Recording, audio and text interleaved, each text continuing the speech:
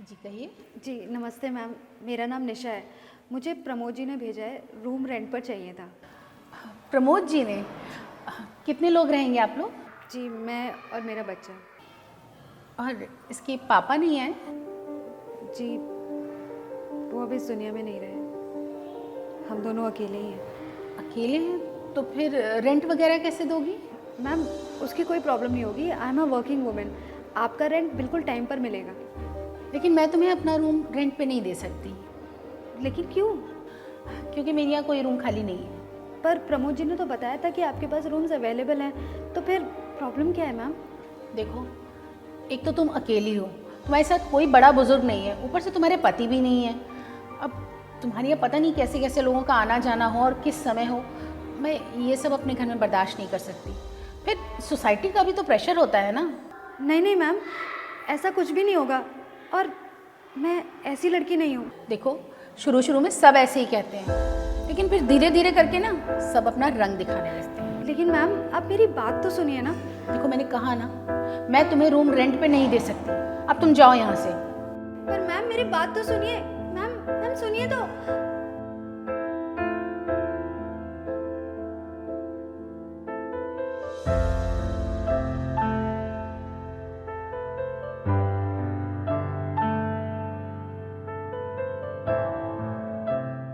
क्या उन्होंने आपसे इस तरीके से बात करी और आपने कुछ भी नहीं कहा? नहीं, जब वो मुझे अपना रूम रेंट पर देना ही नहीं चाहती तो मैं उनसे क्या ही कहती। आपने उन्हें बताया नहीं क्या कि आपके हस्बैंड कौन थे? प्रमोद जी वो मेरी बात सुनने को तैयार ही नहीं थी, इसलिए मैंने बहस करना सही नहीं समझा। ठीक है, आप वहीं वेट कीजिए, मैं आता हूँ। जी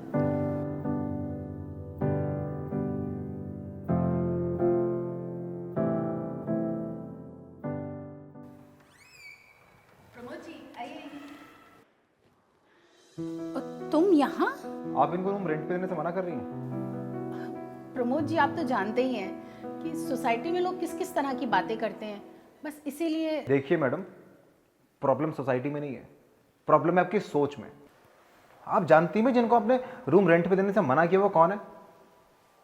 मैडम, एक एक्स आर्मी ऑफिसर की विधवा है। इनके हस्बैंड ने आपके और हमारे जैसे लोगों के लिए बॉर्डर पे अपनी जान दे दी, और आप न जाने कैसी कैसी बातें कर रही हैं इनके लिए। आई एम रियली सॉरी, मुझे नहीं पता था। और तुमने मुझे बताया क्यों नहीं? क्या बताती हैं आपको? हाँ, कि जिनके हस्बैंड ने देश की सेवा में अपनी जान दे दी बॉर्डर पर, उनके बीवी बच्चों को इस तरह हैरेस किया जा रहा है। आप ठीक कह रहे हैं प्रमोद जी, मुझे अपनी सोच बदलनी चाहिए। मुझसे गलती हो गई। और बेटा, तुम अब यहाँ रह सकती हो जब तक चाहो, मेरी तरफ से कोई प्रॉब्लम नहीं होगी। बड़ा प्रॉब्लम मुझे है। अब आपको पता लग गया इनके हस्बैंड कौन थे, तो आप इनसे तमीज से पेश आ रही हैं। पर अगर एक सिविलियन की वाइफ होती तो आप तो अब भी बदतमीजी करती इनके साथ, पहले की तरह, है ना?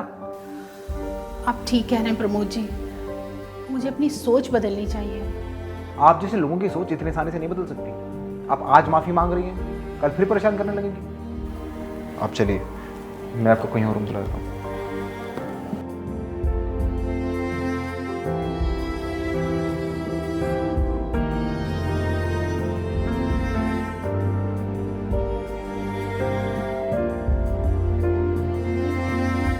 जोर से बोलो हे